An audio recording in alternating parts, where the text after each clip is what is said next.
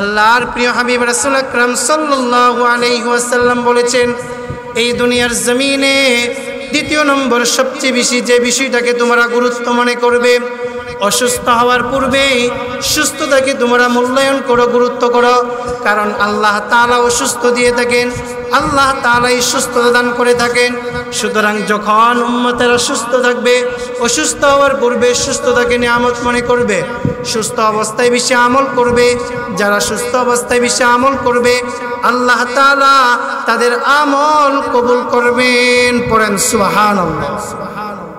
তৃতীয় নম্বর, রাসূল আকরাম সাল্লাল্লাহু আলাইহি ওয়াসাল্লাম আমাকে আপনাকে যে বিষয়টাকে গুরুত্ব এবং মূল্যায়ন করার জন্য বলেছেন, قال النبي صلى الله عليه وسلم وغناك قبل فقرك। আল্লাহ রাসূল সাল্লাল্লাহু আলাইহি ওয়াসাল্লাম বলেন, এই ক্ষণস্থায়ী পৃথিবীতে দারিদ্রতা আসার পূর্বেই তোমরা তোমাদের সচ্ছলতাকে গুরুত্ব মনে করো। আজকে তুমি অর্থ সম্পদের মালিক হয়েছ, আগামীকাল তোমার অর্থ সম্পদ দুলিচ্ছাদ হয়ে যেতে পারে। আজকে তুমি দারিদ্রতা অবলম্বন করতেছ, আল্লাহ তাআলা কুদরতিভাবে আগামী এক মাসের মধ্যে তোমাকে স্বাবলম্বী করতে পারে। আল্লাহ রাসূল বলেন, ওয়া ফারাগাকা ওয়া গিনাকা ক্বাবলা ফাকরিক।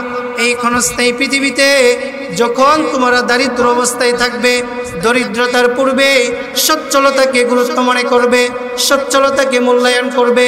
অর্থ সম্পদের মালিক হওয়ার পরে তোমরা বেশি বেশি করে মসজিদ মাদ্রাসায় দান করবে, ভালো কাজে অর্থ ব্যয় করবে। আল্লাহ রাসূল বলেন, যাদের অর্থ ভালো কাজে ব্যয় করে, যারা স্বাবলম্বী হওয়ার সময়, স্বাবলম্বী থাকা অবস্থায়, সচ্ছল থাকা অবস্থায় আল্লাহর রাস্তায় টাকা পয়সা দান করে, আল্লাহ রাসূল সাল্লাল্লাহু আলাইহি ওয়াসাল্লাম বলেন, এই ক্ষণস্থায়ী পৃথিবীতে আল্লাহ তাআলা তাদের সম্পদ আরো বৃদ্ধি করে দেয়। পড়েন সুবহানাল্লাহ। সম্মানিত মুহতারাম হাজিরিন, চতুর্থ নম্বর রাসূল যে বিষয়টাকে মৃত্যুর পূর্বেই আমাদেরকে মূল্যায়ন এবং গুরুত্ব দেওয়ার জন্য বলেছে, সেটা হলো قال النبي صلى الله عليه وسلم وفراغك قبل الشغل। আল্লাহর প্রিয় হাবিব রাহমাতুল লিল আলামিন, দু জাহানের বাদশা রাসূল আকরাম সাল্লাল্লাহু আলাইহি ওয়াসাল্লাম বলেন, ব্যস্ততার পূর্বেই তুমি তোমার অবসর সময়কে গুরুত্ব মনে করো, মূল্যায়ন মনে করো। কারণ তুমি যখন ব্যস্ত হয়ে যাবে, তখন বেশি বেশি আমল করতে পারবে না। যখন ব্যস্ততা চলে আসবে, 5 ওয়াক্ত নামাজ মসজিদ আদায় করতে পারবে না, নফল ইবাদত করতে পারবে না, তাসবিহ তাহলিল পড়তে পারবে না, কোরআন তেলাওয়াত করতে পারবে না। রাসূল বলেন, ওয়া ফারাগাকা ক্বাবলা শুকুলুক। এই ক্ষণস্থায়ী পৃথিবীতে আমার উম্মতেরা চতুর্থ নম্বরে যে বিষয়টাকে সবচেয়ে বেশি মূল্যায়ন করবে, ব্যস্ততা হওয়ার পূর্বেই অবসর সময়কে নিয়ামত মনে করো, অবসর সময়কে গুরুত্ব দাও। অবসর সময়ে বেশি বেশি করে কোরআন তেলাওয়াত করো, তাসবিহ তাহলিল পড়ো, জিকির আদায় করো, নফল ইবাদত করো। আল্লাহ তাআলার কাছে দুনিয়া এবং সম্মানিত মুহতারাম হাজরিন, মুআজ্জাজ মুকাররম প্রাণপ্রিয় তাওহীদি জনতা, আপনারা সকলেই অবগত আছেন, আজ ঐতিহ্যবাহী আখাউড়া উপজেলা গুলখার গ্রামের 26তম বার্ষিক 15 দিন তাফসিরুল কোরআন মাহফিলের আজকের 11তম দিন চলমান। আমাদের প্রথম অধিবেশন চলতেছে। আজকের এই মহতী তাফসিরুল কোরআন মাহফিলের যিনি সম্মানিত সভাপতি সাহেব, আপনাদের সকলের সম্মুখে উপস্থিত আছেন, মঞ্চে উপস্থিত আছেন, উপস্থিত হয়েছেন আমাদের সকলের মাথার তাজ, আমার সম্মানিত শিক্ষক মহোদয়। আপনাদের এই ঐতিহ্যবাহী গুলখার গ্রামের 15 দিন তাফসির মাহফিলের প্রধান যিনি তাফসিরকারক, শাইখুল হাদিস আল্লামা শায়েখ মেহরাজুল হক কাসিমি দামাত বারাকাতুহুম হযরত উপস্থিত হয়েছেন, আমার সম্মুখে উপস্থিত আছেন অত্র গ্রামের গণ্যমান্য মুরব্বী ব্যক্তিবর্গ, উপস্থিত আছেন আমার প্রাণের যুবকবৃন্দ, উপস্থিত আছেন মাদ্রাসার ছোট্ট ছোট্ট কিশোর তালিবুল ইলম, অগ্রজ অনুজ প্রাণপ্রিয় তাওহীদি জনতা, পর্দার আড়ালের মা ও বোনেরা, সকলের প্রতি আমার অন্তরের অন্তঃস্থল থেকে আবারও শুকরিয়া জ্ঞাপন করছি, কৃতজ্ঞতা জ্ঞাপন করছি। আমার পক্ষ থেকে আবারও সালাম, আসসালামু আলাইকুম ওয়া রাহমাতুল্লাহি ওয়া বারাকাতুহু। সম্মানিত মুহতারাম হাজরিন, আমি আপনাদের সম্মুখে যেহেতু আজকে তাফসিরুল কুরআন মাহফিল, আমি আপনাদের সম্মুখে অল্প সময়ে কুরআনুল কারীমকে কিছু প্রশ্ন করব। আর এই তাফসিরুল কুরআন মাহফিলে কুরআনে কারীম অবলীলায় সেই কিছু প্রশ্নের উত্তর আপনাদের সম্মুখে উপস্থাপন করবেন। সময়ের এই সংক্ষিপ্ত পরিসরে প্রশ্নের আলোকে আমি আপনাদের সম্মুখে কিঞ্চিত আলোচনা প্রয়াস চালাবো। মহান রব্বে করিম আমাকে উক্ত বিষয়ে সরাসরি কুরআন থেকে আলোচনা করার এবং আপনারা যারা বিভিন্ন কাজ থেকে পৃথক হয়ে ফারেগ হয়ে আজকের এই জান্নাতের বাগান এই তাফসিরুল কুরআন মাহফিলের মঞ্চে উপস্থিত হয়েছেন, প্যান্ডেলের ভিতরে উপস্থিত হয়েছেন, যারা আমার কথাটুকু দূর দূরান্ত থেকে শ্রবণ করতেছেন, মহান রব্বে করিম আপনাদের সকলকে আমার সেই আলোচনাটুকু ইনসাফের সাথে, ধৈর্যের সাথে, আমানতের সাথে, আমলের নিয়তে আলোচনাটুকু শ্রবণ করার তৌফিক দান করুক। সবাই পড়েন আমিন। সম্মানিত মুহতারাম হাজরিন, প্রাণপ্রিয় মুরব্বী ভাবারা, আমি যে বিষয়বস্তু নিয়ে আলোচনা করব, আমি কুরআনকে কিছু প্রশ্ন করব। কুরআন মাজিদ অবলীলায় কুরআনের ভাষায় সেই প্রশ্নের উত্তরটুকু আপনাদের সম্মুখে উপস্থাপন করব। সর্বপ্রথম আমি কুরআনকে প্রশ্ন করলাম, হে কুরআন, এই দুনিয়ার জমিনে আল্লাহ সুবহানাহু ওয়া তাআলা তোমার নাম কি ধার্য করেছেন? কুরআনকে যখন আমি প্রশ্ন করলাম, কুরআন দুনিয়ার জমিনে তোমার নাম কি? কুরআন আমার সেই প্রশ্নের উত্তর কুরআনের ভাষায় অবলীলায় বর্ণনা করেছেন, বাল হুয়া কুরআনুম মাজিদ। এই দুনিয়ার জমিনে আল্লাহ তাআলা আমার যে নামকরণ করেছে, কুরআনের ভাষায় আমার নাম হলো কুরআনে মাজিদ। পড়েন সুবহানাল্লাহ। কুরআনকে আমি প্রশ্ন করেছি, কুরআন সেই কুরআনের ভাষায় উত্তর দিয়েছেন। কুরআন বলেন আমার নাম হলো বাল হুয়া কুরআনুম মাজিদ।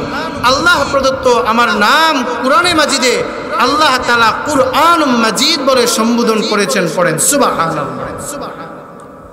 কুরআনকে যখন আমি উদ্গ্রীব হয়ে আবার প্রশ্ন ছুড়ে দিলাম, হে কুরআন, দুনিয়ার জমিন আগমনের পূর্বে তুমি কোথায় ছিলে?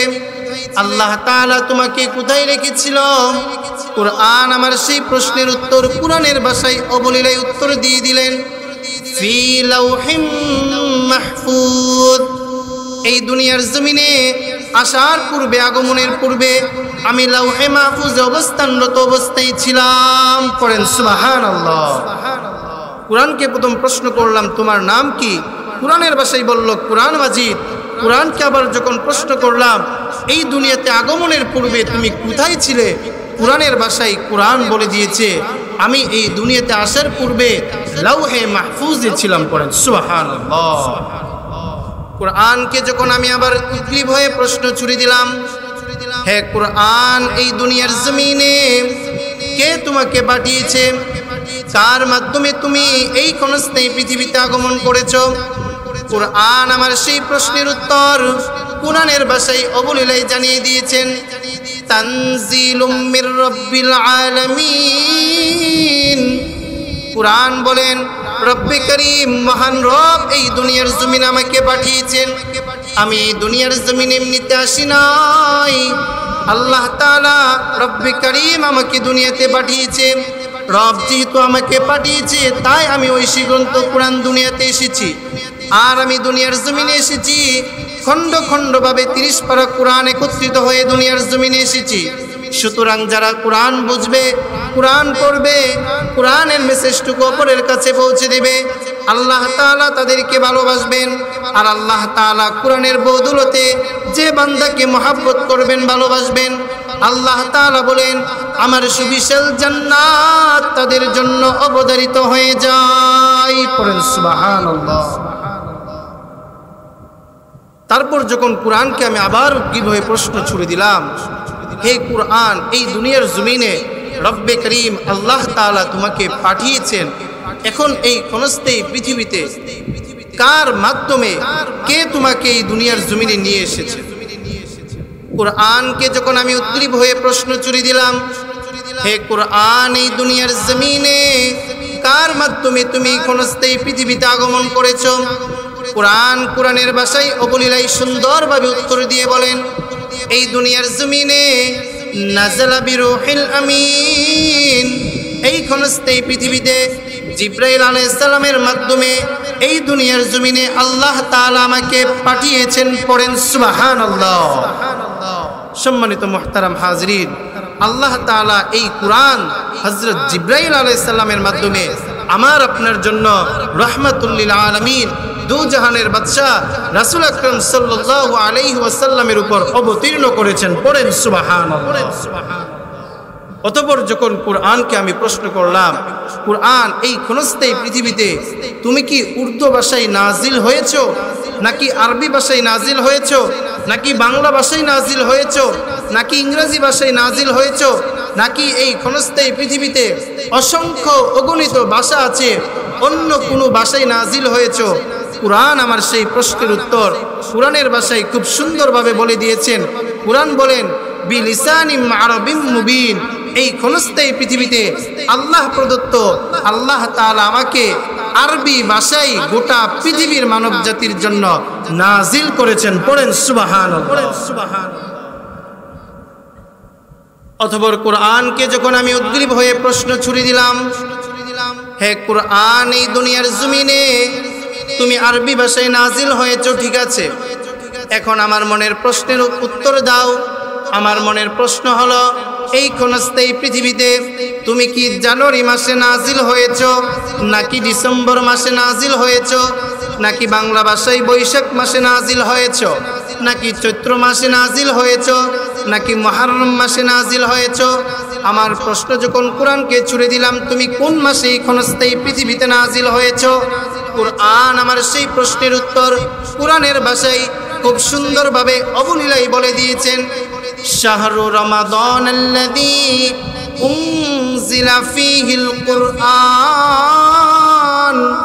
কোরআন আমার সেই প্রশ্নের উত্তর কোরআনের ভাষায় জানিয়ে দিয়েছেন, আমি জানুয়ারি মাসে নাজিল হই নাই, ডিসেম্বর মাসে নাজিল হই নাই, আমাকে আল্লাহ তাআলা বৈশাখ মাসে নাজিল করে নাই, আমাকে আল্লাহ তাআলা চৈত্র মাসে নাজিল করে নাই, আমাকে মহান রব্বে কারীম মুহররম মাসে নাজিল করে নাই, বরং আমি 30 পারা কোরআন আমার আল্লাহ রব্বুল আলামিন পবিত্র মাহে রমজান মাসে নাজিল করেছেন। পড়েন সুবহানাল্লাহ।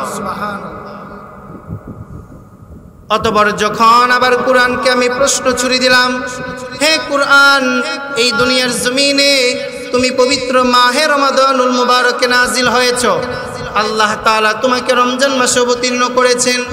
এখন আমার প্রশ্ন হলো, তুমি কি দিনের আলোতে নাজিল হয়েছো, নাকি রাতের গভীর অন্ধকারে নাজিল হয়েছো এই গোটা পৃথিবীর মানুষের জন্য? কোরআনকে যখন আমি প্রশ্ন করলাম, তুমি কি দিনের আলোতে নাজিল হয়েছো, নাকি রাতের অন্ধকারে নাজিল হয়েছো? কোরআন আমার সেই প্রশ্নের উত্তর দিয়ে বলেন, এই ক্ষণস্থায়ী পৃথিবীতে আল্লাহ সুবহানাহু ওয়া তাআলা আমাকে নাজিল করেছেন, ইন্না আনজালনাহু ফি লাইলাতিল কদরি। আল্লাহ তাআলা আমাকে দিনের আলোতে নাজিল করে নাই, বরং আমি কোরআনকে আল্লাহ তাআলা কদরের রজনীতে রাত্রিবেলায় গোটা পৃথিবীর মানব জাতির জন্য হেদায়েতের জন্য নাজিল করেছেন। পড়েন সুবহানাল্লাহ। সম্মানিত মুহতারাম হাজরিন, অতঃপর যখন কোরআনকে আমি প্রশ্ন করলাম, হে কোরআন, এই ক্ষণস্থায়ী পৃথিবীতে আল্লাহ তাআলা তোমার নামকরণ করেছে কোরআন মাজিদ, আল্লাহ তাআলা তোমাকে এই ক্ষণস্থায়ী পৃথিবীতে আসার পূর্বে লাওহে মাহফুজে সংরক্ষণ রেখেছিল, এই ক্ষণস্থায়ী পৃথিবীতে আল্লাহ তাআলার পক্ষ থেকে তুমি দুনিয়াতে আগমন করেছ, হযরত জিবরাইল আলাইহিস সালামের মাধ্যমে এই দুনিয়াতে এসেছো। এই ক্ষণস্থায়ী পৃথিবীতে তুমি জানুয়ারি মাসে নাজিল হও নাই, বৈশাখ মাসে নাজিল হও নাই, মুহররম মাসে নাজিল হও নাই, মহামান্বিত একটি মাস পবিত্র মাহে রমাদানুল মুবারককে তোমাকে নাজিল করা হয়েছে। তোমাকে দিনের আলোতে অবতীর্ণ করা হয় নাই, বরং লাইলাতুল কদর, কদরের রজনীতে, মহামান্বিত রজনীতে আল্লাহ তাআলা তোমাকে প্রেরণ করেছেন। এখন তুমি আমার সমষ্টিগতভাবে প্রশ্নের উত্তর দাও, আল্লাহ সুবহানাহু ওয়া তাআলা কোন উদ্দেশ্যকে ইন্ডিকেট করে, কোন উদ্দেশ্যে তোমাকে এই ক্ষণস্থায়ী পৃথিবীতে প্রেরণ করেছে? কোরআনকে যখন আমি প্রশ্ন ছুড়ে দিলাম, হে কোরআন, এই দুনিয়ার জমিনে আল্লাহ তাআলা কোন উদ্দেশ্যে তোমাকে দুনিয়াতে পাঠিয়েছেন? কুরআন আমার সেই প্রশ্নের উত্তর কুরআনের ভাষায় অবলীলায় সুন্দরভাবে বর্ণনা করেন। হুদাল্লিল মুত্তাকিন, যারা তাকওয়াবান, যারা আল্লাহ তাআলাকে ভয় করে, যারা আল্লাহর ভয় অন্তরে লালন করে, যারা প্রকৃত মুসলমান, যারা ইমানদার, যারা ইসলাম ধর্ম গ্রহণ করে, কুরআন বলেন হুদাল্লিল মুত্তাকিন, আমি মানব জাতির হেদায়েতের উদ্দেশ্যে এই দুনিয়াতে প্রেরিত হয়েছি। পড়েন সুবহানাল্লাহ। সম্মানিত মুহতারাম হাজিরিন, এই যে তাফসির মাহফিলে কোরআনের তাফসির যে হয়, কোরআন কেন এসেছে, কার মাধ্যমে এসেছে, কে নিয়ে এসেছে, কোন মাসে নাজিল হয়েছে, দিনের আলোতে নাকি রাতের অন্ধকারে নাজিল হয়েছে, কোন উদ্দেশ্যে কোরআন নাজিল হয়েছে, একমাত্র গোটা পৃথিবীর মানব জাতির জন্য হেদায়েতের উদ্দেশ্যে কোরআন আল্লাহ তাআলা রাহমাতুল লিল আলামিন রাসূল আকরাম সাল্লাল্লাহু আলাইহি ওয়াসাল্লামের উপর নাজিল করেছেন। পড়েন সুবহানাল্লাহ। কোরআনকে যখন আমি আবার উদ্গ্রীব হয়ে প্রশ্ন ছুড়ে দিলাম, কোরআন এই দুনিয়ার জমিনে আল্লাহ রাব্বুল আলামিনের বান্দা আমরা হয়েছি, রাসূল আকরাম সাল্লাল্লাহু আলাইহি ওয়াসাল্লামের উম্মত হয়ে দিনের আলোতে রাতের অন্ধকারে প্রতিনিয়ত আমরা গুনাহের সাথে সম্পৃক্ত হয়ে যাচ্ছি। দিনের আলোতে আমরা গুনাহ করতেছি, রাতের গভীর অন্ধকারে আমরা গুনাহ করতেছি। আমাদের হাতের দ্বারা গুনাহ হয়ে যাচ্ছে, আমাদের পায়ের দ্বারা গুনাহ হয়ে যাচ্ছে। আমরা চোখের হেফাজত করতেছি না, চোখের দ্বারা আমরা বেগানা নারীর দিকে দৃষ্টিপাত করতেছি, আমরা চোখের গুনাহ করতেছি। ইন্দ্রিয় গ্রাহ্য দ্বারা গুনাহ করতেছি, আমাদের বডি অল স্ট্রাকচার দ্বারা গুনাহ হয়ে যাচ্ছে। এখন কোরআন আমার প্রশ্ন হলো, এই দুনিয়ার জমিনে আমরা যে প্রতিনিয়ত গুনাহ করতেছি, আমরা যে সুদ খাচ্ছি, আমরা যে হালালকে উপেক্ষা করে হারাম খাবার ভক্ষণ করতেছি, আমরা যে এতিমের মাল আত্মসাৎ করতেছি, অন্যায়ভাবে আমরা যে জুলুম অন্যায় করতেছি, এখন তুমি আমাদেরকে উদ্দেশ্য করে একটি বার্তা দিয়ে দাও, এই ক্ষণস্থায়ী পৃথিবীতে আমরা যারা জালেম জুলুম করতেছি, আমরা যারা অন্যায়ভাবে এতিমের মাল আত্মসাৎ করতেছি, আমরা যারা দিন রাত গুনাহের কাজ করতেছি, চোখের দ্বারা গুনাহ করতেছি, হাতের দ্বারা গুনাহ করতেছি, পায়ের দ্বারা গুনাহ হয়ে যাচ্ছে। এখন কোরআন আমার প্রশ্ন হলো, আমরা যে প্রতিনিয়ত গুনাহ করতেছি, আমাদের বিষয়ে আল্লাহ তাআলা কোরআনে কি সুসংবাদ দিয়েছেন? কোরআন আমার সেই প্রশ্নের উত্তর কোরআনের ভাষায় অবলীলায় সুন্দরভাবে বলেন, ইয়া আইয়ুহাল্লাযীনা আমানু তুবু ইলাল্লাহি তাওবাতান নাসুহা।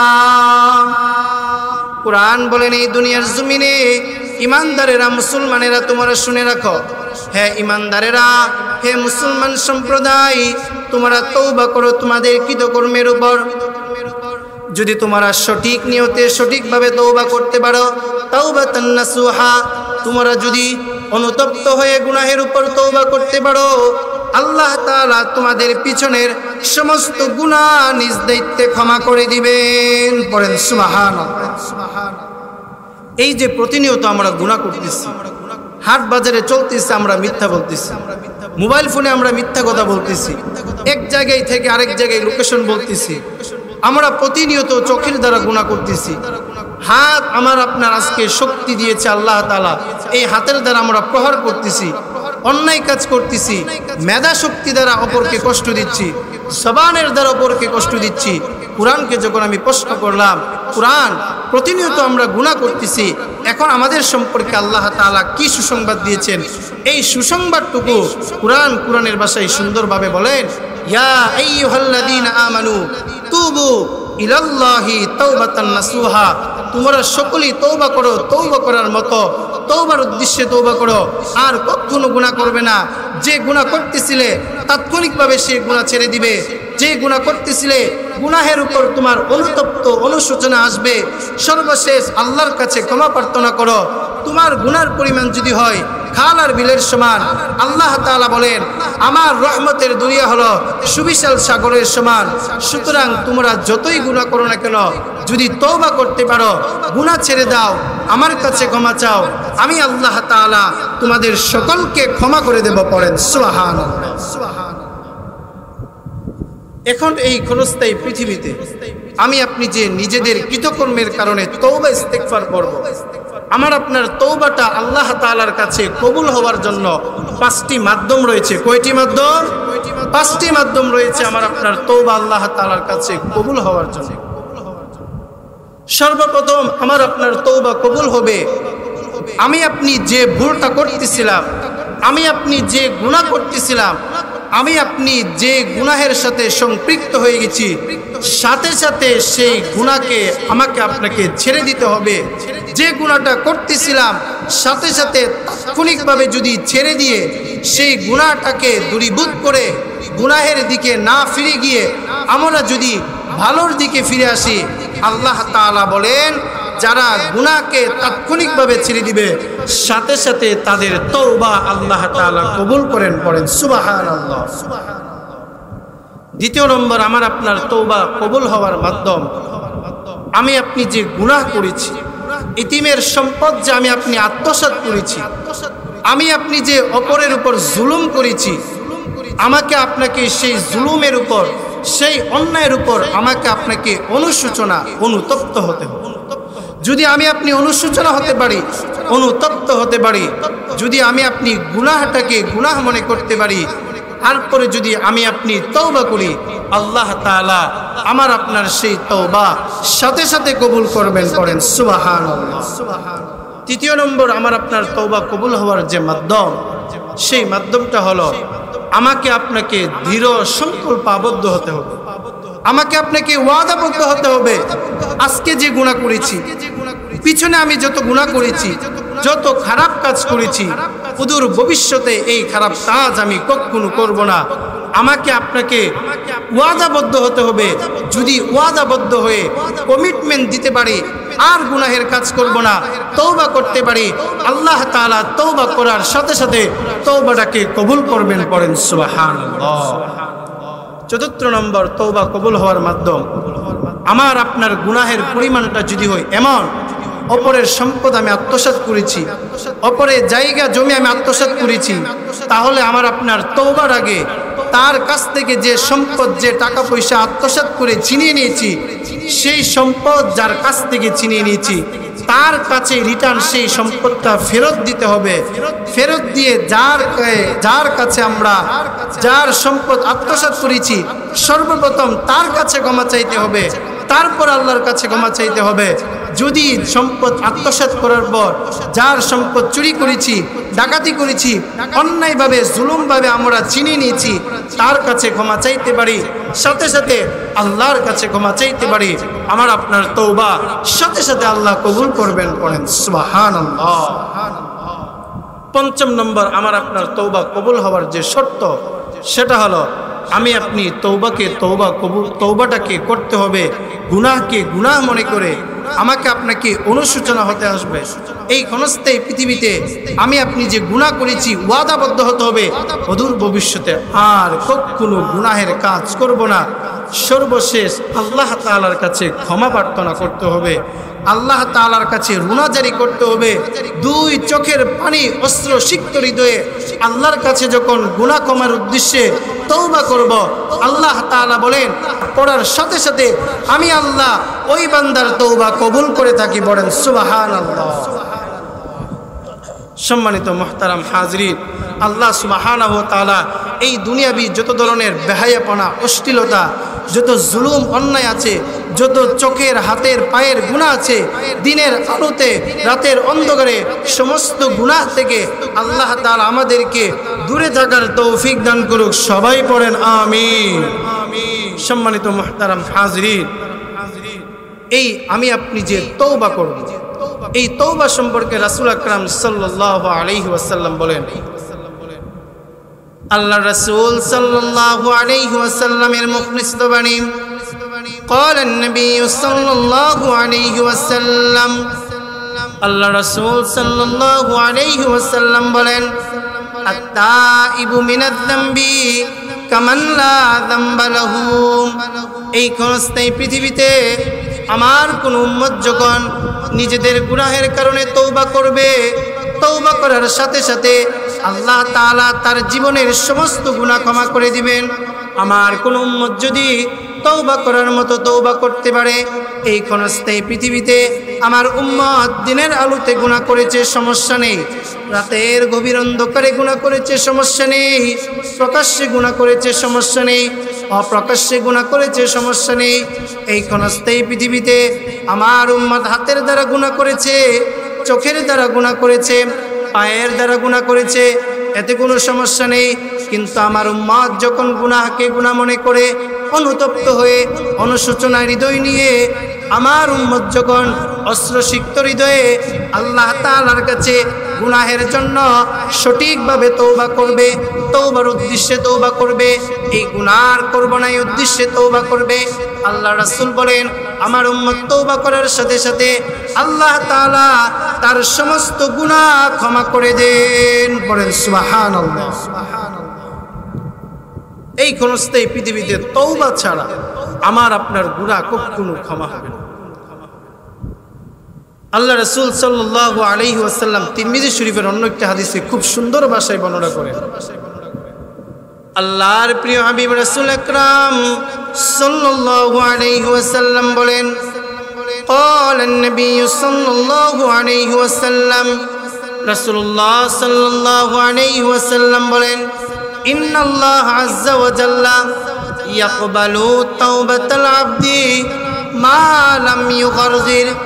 আল্লাহর প্রিয় হাবিব রাহমাতুল লিল আলামিন তু জাহানের বাদশা রাসূল আকরাম সাল্লাল্লাহু আলাইহি ওয়াসাল্লাম বলেন, ইয়াকবালু তাওবাতাল আবদি, বান্দার তওবা ততক্ষণ পর্যন্ত কবুল হয়ে থাকে মা লাম ইউগরগির, বান্দার শ্বাস যখন কণ্ঠনালীতে চলে আসে, শেষ নিঃশ্বাস ত্যাগ করার আগ মুহূর্ত পর্যন্ত বান্দা যদি আল্লাহর কাছে তওবা করতে পারে, দিনের গুনার জন্য তওবা করবে, রাতের গুনার জন্য তওবা করবে, চোখের গুনাহের জন্য তওবা করবে, জুলুম অন্যায়ের জন্য তওবা করবে, বেহায়াপনা অশ্লীলতার জন্য তওবা করবে, আল্লাহর প্রিয় হাবিব রাসূল আকরাম সাল্লাল্লাহু আলাইহি ওয়াসাল্লাম বলেন, এই ক্ষণস্থায়ী পৃথিবীতে বান্দার মৃত্যুর শয্যায় উপনীত হওয়ার পর মৃত্যুর পূর্ব মুহূর্তে যখন জানটাকে কবজ করা হবে, বান্দার শ্বাস যখন আল্লাহ তাআলার দরবারে চলে যাবে, বান্দা যখন মৃত্যুবরণ করবে, মৃত্যুর পূর্ব মুহূর্তে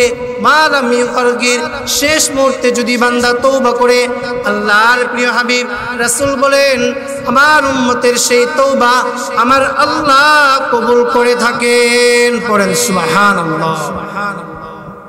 সম্মানিত মুহতারাম হাজরিন, আমার গোলখার গ্রামের মুরব্বী বাবারা, যুবক ভাইয়েরা, আমি আপনি জীবনের শেষ মুহূর্ত পর্যন্ত গিয়েও যদি আল্লাহ তাআলার কাছে নিজ আপন গুনাহের জন্য তওবা করতে পারি, তওবার নিয়তে তওবা করতে পারি, আর গুনাহ করব না, গুনাহ ছেড়ে দেব, আল্লাহ তুমি আমাকে মাফ করে দাও, আল্লাহ তাআলা বলেন সাথে সাথে তাদের তওবা আমি আল্লাহ কবুল করে নেই। পড়েন সুবহানাল্লাহ। অবশেষে কোরআনকে যখন আমি প্রশ্ন করলাম, হে কোরআন, এই দুনিয়ার জমিনে আল্লাহ তাআলা আমাদের বান্দা দুনিয়ার অনেক কিছু সৃষ্টি করেছেন, আল্লাহ তাআলা নদী নালা সৃষ্টি করেছেন, পক্ষীকুল সৃষ্টি করেছেন, পশু পাখি সৃষ্টি করেছেন, আল্লাহ তাআলার বান্দা বান্দিকে সৃষ্টি করেছেন, পশু পাখি সৃষ্টি করেছেন, গাছপালা পাহাড় পর্বত সৃষ্টি করেছেন। কোরআনকে যখন আমি প্রশ্ন ছুড়ে দিলাম, হে কোরআন, এই দুনিয়ার জমিনে আল্লাহ তাআলা যা কিছু সৃষ্টি করেছেন সব কিছুকে এই দুনিয়ার জমিনে স্থায়ী নাকি ক্ষণস্থায়ী, এই প্রশ্ন যখন কোরআনকে আমি করলাম, কোরআন আমার সেই প্রশ্নের উত্তর সুন্দরভাবে কোরআনের ভাষায় অবলীলায় স্পষ্ট ভাষায় বলেন, এই ক্ষণস্থায়ী পৃথিবীতে সব কিছুই হলো ক্ষণস্থায়ী, সব কিছুই হলো ক্ষণিকের। পাহাড় পর্বত নদী নালা গাছপালা মানুষ যা সৃষ্টি করা হয়েছে, পাহাড় পর্বত যা সৃষ্টি করা হয়েছে, আল্লাহ প্রদত্ত বান্দাবান্দি যা সৃষ্টি করা হয়েছে, কোরআন বলেন কুল্লু নাফসিন দাইকাতুল মাউত। কোরআন বলেন এই ক্ষণস্থায়ী পৃথিবীতে আল্লাহ তাআলা যা কিছু সৃষ্টি করেছেন প্রত্যেকটা বস্তুর মৃত্যুর স্বাদ অবশ্যই গ্রহণ করতে হবে। সুতরাং মানুষ কখনো স্থায়ী হতে পারে না, পাহাড় পর্বত কখনো স্থায়ী না, পক্ষীকুল কখনো স্থায়ী না, গাছপালা কখনো স্থায়ী না। আমার পক্ষ থেকে বান্দা বান্দি তারা কখনো স্থায়ী না। ক্ষণিকের সময় দুনিয়ার জমিন আমি তাদেরকে দিয়েছি, অল্প সময় জিন্দিগি তাদেরকে দিয়েছি। এই ক্ষণস্থায়ী পৃথিবী, এই ক্ষণিকের পৃথিবী কারোর জন্য স্থায়ী না, বরং এটা ক্ষণিকের সময়। আর স্থায়ী ঠিকানা হলো সেই কবরস্থান, সেই আখিরাতের জিন্দিগি। সুতরাং যারা দুনিয়াতে ভালো আমল করবে তারাই কবরের জিন্দিগিতে সুখ শান্তিতে থাকতে পারবে। দুনিয়াতে যারা ভালো আমল করবে, আমলে সলেহ করবে, সঠিক নিয়তে সঠিক আমল করবে, আল্লাহ তাআলা বলেন কুরআনের ভাষায়, যারা সঠিকভাবে আমল করবে আল্লাহ তাআলা তাদের আমলটাকে কবুল করে নেবেন। আর যাদের আমল আল্লাহ তাআলার কাছে কবুল হয়ে যায়, মাকবুল হয়ে যায়, আল্লাহর জান্নাত তাদের জন্য অবধারিত হয়ে যায়। সুবহানাল্লাহ। সম্মানিত মুহতারাম হাজরিন, কুরআনকে যখন আমি প্রশ্ন করলাম, হে কুরআন, এই পৃথিবীটা আমাদের যাদেরকে সৃষ্টি করা হয়েছে, আমাদের জন্য এই যা কিছু আছে সব কিছু কি স্থায়ী নাকি ক্ষণস্থায়ী? কুরআন আমার সেই প্রশ্নের উত্তর স্পষ্ট ভাষায় অবলীলায় কুরআনের ভাষায় জানিয়ে দিয়েছেন, কুল্লু নাফসিন দাইকাতুল মাউত। এই পৃথিবীতে কোনো কিছু স্থায়ী না, সব কিছুই ক্ষণস্থায়ী। সকলকে মৃত্যুর স্বাদ একদিন না একদিন গ্রহণ করতেই হবে। সুতরাং যারা ভালো আমল করবে তারাই জান্নাতের সার্টিফিকেট পাবে। আর যাদের আমল মন্দচারী হবে, যারা কোরআন মোতাবেক চলবে না, হাদিস মোতাবেক আমল করবে না, সুন্নতের রশি যারা গলায় পড়বে না, রাসূলের মুহাব্বত অন্তরে যারা লালন করবে না, রাসূলের সুন্নত তরিকায় যারা জীবন গড়বে না, তারা কখনো জান্নাতে প্রবেশ করতে পারবে না। সুতরাং এই ক্ষণস্থায়ী পৃথিবীতে যাদের আমল ভালো, কোরআন হাদিস মোতাবেক জীবন পরিচালনা করে, আল্লাহ তাআলা বলেন তারাই আমার জান্নাতে প্রবেশ করবে। পড়েন সুবহানাল্লাহ। আল্লাহ রাসূল রাহমাতুল লিল আলামিন, দু জাহানের বাদশা রাসূল আকরাম সাল্লাল্লাহু আলাইহি ওয়াসাল্লাম বলেন, এই ক্ষণস্থায়ী পৃথিবীতে, এই ক্ষণিকের পৃথিবীতে যতদিন তোমরা বেঁচে থাকবে, পাঁচটি জিনিস আসার পূর্বে পাঁচটি জিনিসকে তোমরা মূল্যায়ন করবে। এই ক্ষণস্থায়ী পৃথিবীতে যতদিন তোমরা হায়াত পাবে, পাঁচটি জিনিসের উপর গুরুত্ব আরোপ করবে। পাঁচটি জিনিস আসার পূর্বে পাঁচটি জিনিসকে গুরুত্ব মনে করবে। আল্লাহ রাসূল সাল্লাল্লাহু আলাইহি ওয়াসাল্লাম বলেন, এই ক্ষণস্থায়ী পৃথিবীতে সর্বপ্রথম তোমরা যারা এই ক্ষণস্থায়ী পৃথিবীতে যতদিন হায়াত পাবে, এই ক্ষণস্থায়ী পৃথিবীতে, ক্ষণিকের পৃথিবীতে সর্বপ্রথম তোমরা যে জিনিসটাকে গুরুত্ব মনে করবে, সে জিনিসটা হলো শাবাবাকা ক্বাবলা হারামিক। এই দুনিয়ার জমিনে আল্লাহ তাআলা তোমাদেরকে ছোট্ট শিশু হিসেবে তোমাদের মায়ের জন্মগ্রহণ করিয়েছেন। তোমাদের মা বাবা, বাপ দাদা, তোমাদের আপনজন, তোমাদের বংশের মানুষ তোমাদেরকে লালন পালন করে যুবক বয়সে উপনীত করেছে। যখন তুমি যুবক হয়েছ, বার্ধক্যে উপনীত হওয়ার পূর্বে তুমি তোমার যৌবনকালকে গুরুত্ব মনে করো। আল্লাহ রাসূল সাল্লাল্লাহু আলাইহি ওয়াসাল্লাম, রাসূলুল্লাহ সাল্লাল্লাহু আলাইহি ওয়াসাল্লাম বলেন, قال النبي صلى الله عليه وسلم شبابك قبل حرمك। এই ক্ষণস্থায়ী পৃথিবীতে বার্ধক্য আসার পূর্বেই তুমি তোমার যৌবনকালকে গুরুত্ব মনে করো। বার্ধক্য আসার পূর্বেই তুমি তোমার যৌবনকে মূল্যায়ন করো।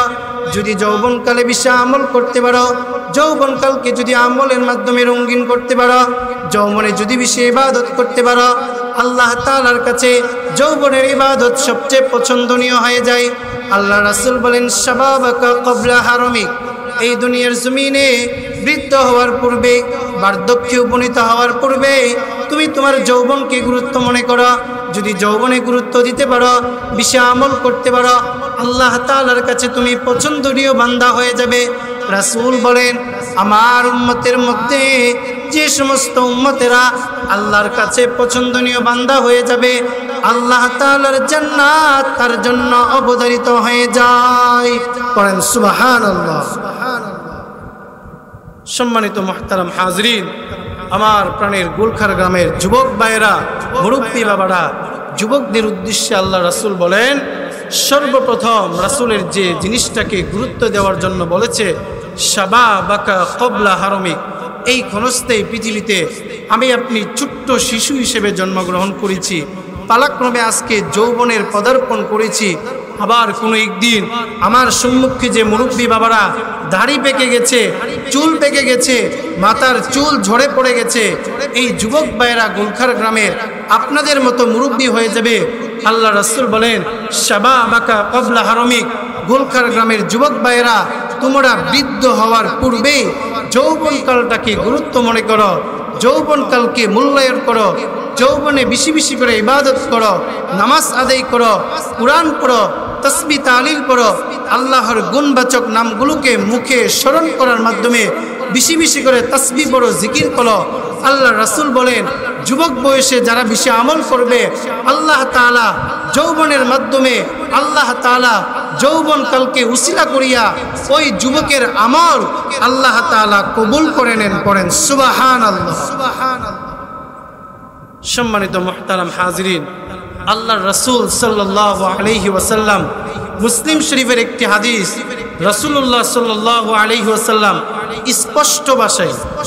স্পষ্ট ভাষায় প্রাঞ্জল ভাষায় বলে দিয়েছেন, যেদিন আমরা কিয়ামত দিবস সংগঠিত হয়ে যাবে, আমরা সকলেই যেদিন নফসি নফসি বলে হাই হুতাশ করব, আমার আপনার কি হিসাব দিতে হবে। আল্লাহ রাসূল বলেন, কিয়ামতের দিন আমার উম্মত সহ গোটা পৃথিবীর মানব জাতিকে আল্লাহ তাআলা 5টি প্রশ্নের সম্মুখীন করবেন। 5টি প্রশ্নের উত্তর না দিয়ে আমার কোনো উম্মত তার স্থান থেকে অগ্রসর হতে পারবে না, আবার তার স্থান থেকে পিছনেও আসতে পারবে না, পিছু হতে পারবে না। কিয়ামত দিবসে আমাকে আপনাকে 5টি প্রশ্নের সম্মুখীন হতে হবে। আল্লাহ রাসূল বলেন, সর্বপ্রথম আমার আপনার পুরো জীবন সম্পর্কে আল্লাহ তাআলা প্রশ্ন করবে, আমি তোমাকে 30 বছর, 40 বছর, 50 বছরের একটি সুন্দর হায়াত দিয়েছি, এই হায়াতটাকে তুমি কিভাবে অতিবাহিত করেছো। দ্বিতীয় নম্বর, রাসূলুল্লাহ সাল্লাল্লাহু আলাইহি ওয়াসাল্লাম বলেন, কিয়ামত দিবসে আমাকে আপনাকে যে প্রশ্ন করা হবে, যৌবনকাল আমি কিভাবে অতিবাহিত করেছি। তৃতীয় নম্বর যে প্রশ্ন করা হবে, এই ক্ষণস্থায়ী পৃথিবীতে আমার আপনার ইনকাম সোর্স কি ছিল। চতুর্থ নম্বর আমাকে আপনাকে প্রশ্ন করা হবে, যে রাস্তায় আমি আপনি ইনকাম করি না কেন, উপার্জন করি না কেন, আমি আপনি কোন খাতে আমি টাকা পয়সা খরচ করেছি। সর্বশেষ যে প্রশ্নের উত্তর আমাকে আপনাকে দিতে হবে, এই ক্ষণস্থায়ী পৃথিবীতে আমি আপনি যতটুকু জেনেছি জানা অনুযায়ী আমল করেছি কিনা। আজকে আমরা সকলেই জানি কোরআন পড়তে হবে, কোরআন পড়ি না। সকলেই জানি ভালো আমল করতে হবে, ভালো আমল করি না। সকলেই জানি নামাজ পড়তে হবে, নামাজ পড়ি না। ফরজ রোজা আদায় করতে হবে, করতেছি না। যাকাত আদায় করতে হবে, যাকাত দিচ্ছি না। অন্যের সম্পদ আত্মসাৎ করা যাবে না, কিন্তু আজকে করতেছি। কারো উপর জুলুম করা যাবে না, কিন্তু আজকে করতেছি। আল্লাহ রাসূল বলেন, সর্বশেষ যে প্রশ্ন আমাকে আপনাকে কিয়ামত দিবসে করা হবে, সেটা হলো যতটুকু জেনেছি ততটুকু আমল করেছি কিনা। যদি জানা অনুযায়ী আমল না করতে পারি, আল্লাহ তাআলার কাঠগড়ায় আমাকে আপনাকে দাঁড় করাতে হবে, দাঁড়িয়ে থাকতে হবে, প্রশ্নের সম্মুখীন হতে হবে। দ্বিতীয় নম্বর যে প্রশ্নটা, যৌবনকাল কিভাবে অতিবাহিত করেছি। সুতরাং যৌবনের গুরুত্ব দিয়ে যৌবনকালে আমরা বেশি বেশি করে আমল করব। আল্লাহ তাআলা আমাদের সকলকে যৌবনে বেশি বেশি করে আমল করার তৌফিক দান করুক। সবাই পড়েন আমিন। দ্বিতীয় নম্বর, রাসূল যে বিষয়টাকে গুরুত্ব দেওয়ার জন্য বলেছে, قال النبي صلى الله عليه وسلم وصحتك قبل سقمك। আল্লাহর প্রিয় হাবিব রাসূল আকরাম সাল্লাল্লাহু আলাইহি ওয়াসাল্লাম বলেছেন, এই দুনিয়ার জমিনে দ্বিতীয় নম্বর সবচেয়ে বেশি যে বিষয়টাকে তোমরা গুরুত্ব মনে করবে, অসুস্থ হওয়ার পূর্বেই সুস্থতাকে তোমরা মূল্যায়ন করো, গুরুত্ব করো। কারণ আল্লাহ তাআলা অসুস্থ দিয়ে থাকেন, আল্লাহ তাআলাই সুস্থতা দান করে থাকেন। সুতরাং যখন উম্মতেরা সুস্থ থাকবে, অসুস্থ হওয়ার পূর্বে সুস্থতাকে নিয়ামত মনে করবে, সুস্থ অবস্থায় বেশি আমল করবে। যারা সুস্থ অবস্থায় বেশি আমল করবে, আল্লাহ তাআলা তাদের আমল কবুল করবেন। পড়েন সুবহানাল্লাহ। তৃতীয় নম্বর, রাসূল আকরাম সাল্লাল্লাহু আলাইহি ওয়াসাল্লাম আমাকে আপনাকে যে বিষয়টাকে গুরুত্ব এবং মূল্যায়ন করার জন্য বলেছেন, قال النبي صلى الله عليه وسلم وغناك قبل فقرك। আল্লাহ রাসূল সাল্লাল্লাহু আলাইহি ওয়াসাল্লাম বলেন, এই ক্ষণস্থায়ী পৃথিবীতে দারিদ্রতা আসার পূর্বেই তোমরা তোমাদের সচ্ছলতাকে গুরুত্ব মনে করো। আজকে তুমি অর্থ সম্পদের মালিক হয়েছ, আগামীকাল তোমার অর্থ সম্পদ দুলিচ্ছাদ হয়ে যেতে পারে। আজকে তুমি দারিদ্রতা অবলম্বন করতেছ, আল্লাহ তাআলা কুদরতিভাবে আগামী 1 মাসের মধ্যে তোমাকে স্বাবলম্বী করতে পারে। আল্লাহ রাসূল বলেন ওয়া ফারাগাকা ওয়া গিনাকা ক্বাবলা ফাকরিক, এই ক্ষণস্থায়ী পৃথিবীতে যখন তোমরা দারিদ্র অবস্থায় থাকবে, দরিদ্রতার পূর্বে সচ্ছলতাকে গুরুত্ব মনে করবে, সচ্ছলতাকে মূল্যায়ন করবে, অর্থ সম্পদের মালিক হওয়ার পরে তোমরা বেশি বেশি করে মসজিদ মাদ্রাসায় দান করবে, ভালো কাজে অর্থ ব্যয় করবে। আল্লাহ রাসূল বলেন যাদের অর্থ ভালো কাজে ব্যয় করে, যারা স্বাবলম্বী হওয়ার সময়, স্বাবলম্বী থাকা অবস্থায়, সচ্ছল থাকা অবস্থায় আল্লাহর রাস্তায় টাকা পয়সা দান করে, আল্লাহ রাসূল সাল্লাল্লাহু আলাইহি ওয়াসাল্লাম বলেন এই ক্ষণস্থায়ী পৃথিবীতে আল্লাহ তাআলা তাদের সম্পদ আরো বৃদ্ধি করে দেয়। পড়েন সুবহানাল্লাহ। সম্মানিত মুহতারাম হাজিরিন, চতুর্থ নম্বর রাসূল যে বিষয়টাকে মৃত্যুর পূর্বেই আমাদেরকে মূল্যায়ন এবং গুরুত্ব দেওয়ার জন্য বলেছে সেটা হলো قال النبي صلى الله عليه وسلم وفراغك قبل الشغل। আল্লাহর প্রিয় হাবিব রাহমাতুল লিল আলামিন দু জাহানের বাদশা রাসূল আকরাম সাল্লাল্লাহু আলাইহি ওয়াসাল্লাম বলেন ব্যস্ততার পূর্বেই তুমি তোমার অবসর সময়কে গুরুত্ব মনে করো, মূল্যায়ন মনে করো। কারণ তুমি যখন ব্যস্ত হয়ে যাবে তখন বেশি বেশি আমল করতে পারবে না। যখন ব্যস্ততা চলে আসবে 5 ওয়াক্ত নামাজ মসজিদ আদায় করতে পারবে না, নফল ইবাদত করতে পারবে না, তাসবিহ তাহলিল পড়তে পারবে না, কোরআন তেলাওয়াত করতে পারবে না। রাসূল বলেন ওয়া ফারাগাকা ক্বাবলা শুকুলুক, এই ক্ষণস্থায়ী পৃথিবীতে আমার উম্মতেরা চতুর্থ নম্বরে যে বিষয়টাকে সবচেয়ে বেশি মূল্যায়ন করবে, ব্যস্ততা হওয়ার পূর্বেই অবসর সময়কে নিয়ামত মনে করো, অবসর সময়কে গুরুত্ব দাও, অবসর সময়ে বেশি বেশি করে কোরআন তেলাওয়াত করো, তাসবিহ তাহলিল পড়ো, জিকির আদায় করো, নফল ইবাদত করো। আল্লাহ তাআলার কাছে দুনিয়া এবং আখিরাতের জন্য যা কিছু চাইবে রাসূল বলেন আল্লাহ তাআলা দুনিয়াতেই তোমাকে সব কিছু দিবেন। পড়েন সুবহানাল্লাহ। সম্মানিত মুহতারাম হাজিরিন, সর্বশেষ পঞ্চম নম্বর আল্লাহর রাসূল আমাকে আপনাকে যে বিষয়টাকে সবচেয়ে বেশি গুরুত্ব এবং মূল্যায়ন করার জন্য বলেছেন قال النبي صلى الله عليه وسلم وحياتك قبل موتك। আল্লাহর প্রিয় হাবিব রাহমাতুল লিল আলামিন দু জাহানের বাদশা রাসূল আকরাম সাল্লাল্লাহু আলাইহি ওয়াসাল্লাম বলেন ওয়া হায়াতাকা ক্বাবলা মাউতিক, এই ক্ষণস্থায়ী পৃথিবী তোমাদের জন্য স্থায়ী নয়, এই ক্ষণস্থায়ী পৃথিবী তোমাদের জন্য স্থায়ী নয়, এই পৃথিবীটা হলো তোমাদের জন্য ক্ষণিকের। ওয়া হায়াতাকা ক্বাবলা মাউতিক, সুতরাং মৃত্যুর পূর্বে তোমরা তোমাদের মূল্যবান হায়াতকে গুরুত্ব মনে করো। যদি তোমরা হায়াতকে গুরুত্ব মনে করতে পারো, 60 বছরের জিন্দিগিকে তোমরা যদি মূল্যায়ন করতে পারো, 70 বছরের জিন্দিগিকে মুরব্বী বাবারা আপনারা যদি গুরুত্ব দিতে পারেন, আল্লাহ রাসূল বলেন মৃত্যুর পূর্বে যারা তাদের জীবনকে গুরুত্ব দিবে, বেশি আমল করবে, নামাজ আদায় করবে, যাকাত আদায় করবে, হজ আদায় করবে, রোজা আদায় করবে, আল্লাহ তাআলার বন্দেগী করবে, আল্লাহ রাসূল সাল্লাল্লাহু আলাইহি ওয়াসাল্লাম বলেন জীবদ্দশায় যারা তাদের জীবনকে অনেক অনেক মূল্যায়ন করবে, আল্লাহ রাসূল বলেন মৃত্যুর পরে তাদের জিন্দেগি আল্লাহর কাছে মূল্যবান হয়ে যায়। পড়েন সুবহানাল্লাহ। সম্মানিত মুহতারাম হাজিরিন, এই পৃথিবীটা আমার আপনার জন্য স্থায়ী নয়, এই ক্ষণিকের পৃথিবী আমার আপনার জন্য অস্থায়ী। এই পৃথিবীর মায়া ত্যাগ করে, পরিবারের মায়া ত্যাগ করে, সন্তানের মায়া ত্যাগ করে, গ্রামের মায়া ত্যাগ করে, জন্মভূমির মায়া ত্যাগ করে, স্ত্রীর মায়া ত্যাগ করে এই ক্ষণিকের পৃথিবী থেকে আমাকে আপনাকে অবশ্যই অবশ্যই চলে যেতে হবে। সুতরাং চলে যাওয়ার পূর্বেই জীবনকে গুরুত্ব মনে করতে হবে, কারণ প্রতিনিয়ত কবর আমাকে আপনাকে মেসেজ দিচ্ছে, আনা বাইতুদ দূর। কবর প্রতিনিয়ত আমাকে আপনাকে একটা মেসেজ দিচ্ছে। কবর বলে আমি যেমন পোকামাকড়ের ঘর, ঠিক তেমনইভাবে আমি তোমাদেরও ঘর। পোকামাকড় যেমন আমার কবরে বসবাস করে মাটিতে, মৃত্যুর পরবর্তী জিন্দিগিটা তোমরা আমার এই কবরেই বসবাস করতে হবে। সুতরাং ক্ষণিকের জিন্দিগি কুরআন হাদিস মোতাবেক জীবন রাঙ্গাতে হবে, রাসূলের সুন্নাত তরিকায় জীবন পরিচালনা করতে হবে। তাহলেই আমরা দুনিয়ার শান্তি, আখিরাতের কল্যাণ আমি আপনি কামনা করতে পারবো। সকলে বলেন সুবহানাল্লাহ। সম্মানিত মুহতারাম হাজিরিন,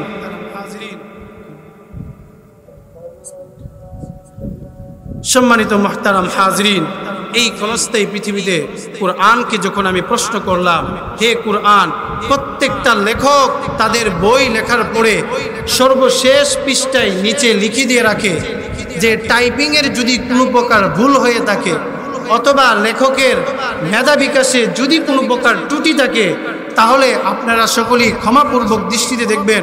সর্বশেষ কুরআনকে আমি উদ্বিগ্ন হয়ে প্রশ্ন ছুড়ে দিলাম, হে কুরআন, আল্লাহ তাআলা তোমাকে এই ক্ষণস্থায়ী পৃথিবীতে প্রেরণ করেছেন, এখন পুরো 30 পারা কুরআনের মধ্যে কোনো স্থানে ভুল আছে কিনা? কুরআন আমার সেই প্রশ্নের উত্তর কুরআনের ভাষায় অবলীলায় সুন্দরভাবে বলেন, লা রাইবা ফি হুদাল লিল মুত্তাকিন। কুরআন এমন কুরআন, এই কুরআনের মধ্যে কোনো সন্দেহ নেই, কোনো ভুল নেই, কোনো ত্রুটি নেই, বরং আল্লাহ প্রদত্ত সহি শুদ্ধভাবে এই 30 পারা কুরআন গোটা বিশ্ব মুসলিম উম্মাহের জন্য আল্লাহ তাআলা নাজিল করেছেন। পড়েন সুবহানাল্লাহ। এখন এই কুরআন তেলাওয়াত করলে কি ফজিলত? আল্লাহ রাসূল সাল্লাল্লাহু আলাইহি ওয়াসাল্লাম বলেন, ইকরাউল কুরআন ফাইন্নাহু ইয়াতি ইয়াউমাল কিয়ামা শাফিআন লিআসহাবি। যারা কুরআন তেলাওয়াত করবে, কুরআন পড়বে, কুরআন কাল কিয়ামত দিবসে কুরআন পাঠকের জন্য কিয়ামত দিবসে কুরআন আমার আপনার জন্য সুপারিশ করবে। সুবহানাল্লাহ। সম্মানিত মুহতারাম হাজরিন, আল্লাহ রাসূল ইবনে মাজাহ শরীফের হাদিসে বলেন, মান ক্বারাআ হারফান মিন কিতাবিল্লাহ ফালাহু বিহিল হাসানা ওয়াল হাসানাতু বিআশরি আমসালিহা।